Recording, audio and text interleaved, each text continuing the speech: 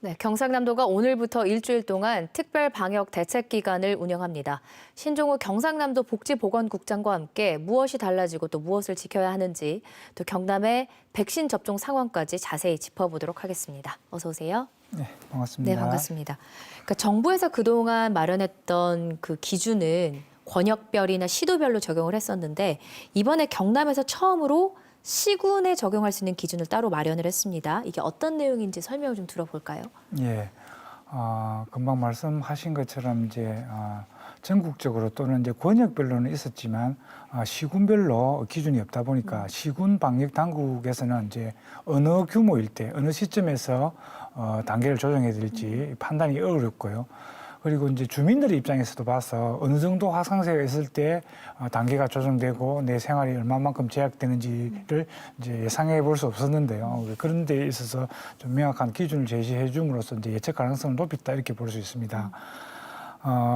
이번에 주요 기준은 이제 전국 최초로 인구 대비 주간 확진자 수를 가지고 정하게 되었습니다. 네. 그러니까 인구 대비 일주일간 하루 평균 확진자 수인데요.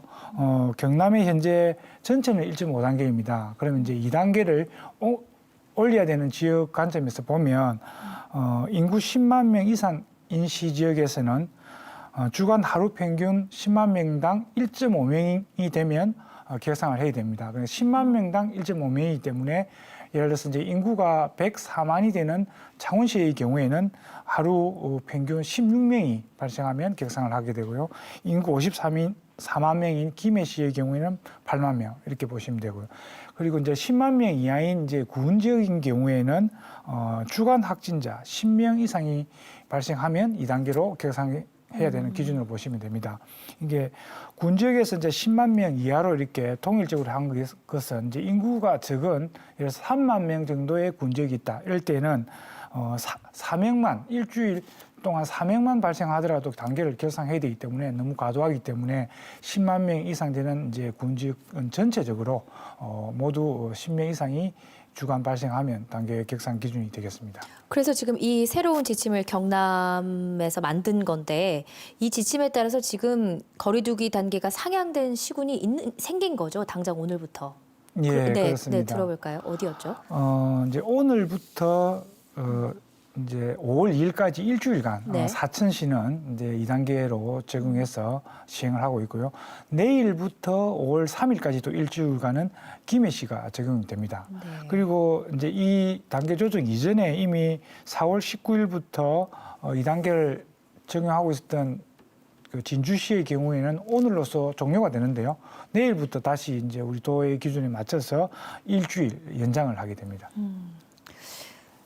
아무래도 이런 기준이 있으면 시군에서도 좀 우왕좌왕하지 않고 기준에 맞춰서 바로바로 대응을 하게 될 것 같습니다. 경남의 코로나19 상황 짚어보겠습니다. 앞서서도 전해드렸지만 수도권 다음으로 부산, 울산, 경남의 확산세가 심상치가 않습니다. 경남이 계속 이렇게 확산세가 유지되는 이유는 뭐라고 보세요? 예, 작년 이제 12월부터 전국적으로 또는 우리 뭐 부산, 울산, 경남에도 마찬가지로 3차 대유행이 발생했습니다. 네. 그렇게 해서 수도권은 2.5단계, 비수도권은 2단계 이렇게 해서 단계를 강화하면서 강력하게 이제 방역 대응을 해왔는데요. 그 이후에 이제 1월, 2월 많이 안정이 되면서 2월 15일 네. 우리 비수도권, 우리 경남을 포함해서 비수도권에서는 1.5단계로 단계가 하향 조정되었습니다. 그때부터 이 도민들께서 이동과 접촉이 많아졌습니다. 그걸 이제 통계로 볼 수 있는 게요. 이게 이동량을 휴대폰으로 이동량을 이제 분석하는 자료가 있고요. 그리고 소상공인 업소를 이용한 이제 카드 매출액을 가지고 이제 분석해 볼 수 있는데요. 카드 매출액을 보면 이제 작년은 코로나 때문에 줄었고요. 코로나가 없었던 2019년 대비해서 작년 12월 같은 경우는 66%로 아주 낮죠. 네. 그리고 1월에도 뭐 79%였는데 지난 3월 보면 약 90%로 거의 2019년에 육박하는 수준으로 회복됐고요. 그리고 이제 고속도로 통행량, 이동량을 보더라도 거의 예년 수준에 한 8, 90% 이렇게 회복된 것으로 봤을 때 접촉과 이동이 많아졌다 이렇게 볼 수 있고요. 네. 특히 또 부산, 울산, 경남의 경우에는 이 중소 대도시가 많습니다. 그래서 인구 밀집이 높고 접촉의 빈도가 예. 왕성한 이제 이 대도시 이 부경을 중심으로 지금 최근 재확산되고 있는 것 같습니다.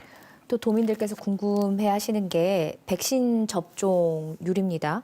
경남 현재 백신 접종률이 어느 정도 되는지 또 접종률을 높이기 위한 대책은 어떤 것들이 있는지 좀 들어보겠습니다. 예. 접종 대상자가 지금은 이제 순차적으로 백신이 들어오기 때문에 우선은 예를 들어서 연령별로는 75세 이상 네. 그리고 이제 또 직군별로 이렇게 한정을 하고 있기 때문에 현재까지 우리 경남도의 접종 대상자는 40만 8천 명입니다. 네. 어제까지 접종률을 보면 약 17만 명이 접종을 했는데요. 접종률로는 대상자 대비 41.9%입니다. 이제 이 접종률은 전국 순위로 봤을 때 한 4위 정도 위치하고 있기 때문에 저희들이 순조롭게 접종이 이루어지고 있다 이렇게 볼 수 있습니다. 그리고 이제 백신은 크게 현재 국내에서 맞고 있는 두 종류인데요. 화이자 백신의 경우에는 접종센터를 통해서 맞고 있습니다. 예. 그래서 접종센터는 전국의 시군별로 설치하고 있는데 전국적으로는 현재 80%가 설치되어 있고 20%는 아직 설치되지 않은 지역이 있습니다만 우리 경남도는 18개 시군 모두 다 설치되어 있다는 말씀드리고 그래서 접종을 하는 데는 전혀 문제가 없고요.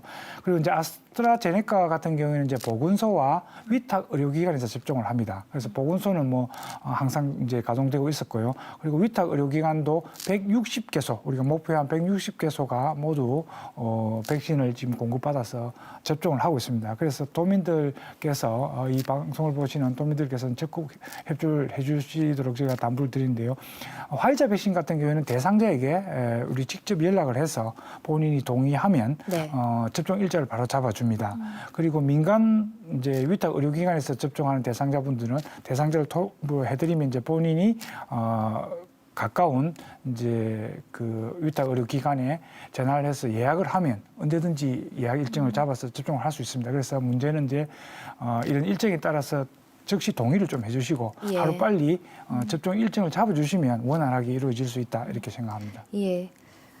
경남의 코로나19 방역 또 대응 상황 짚어봤습니다. 여기까지 듣겠습니다. 고맙습니다.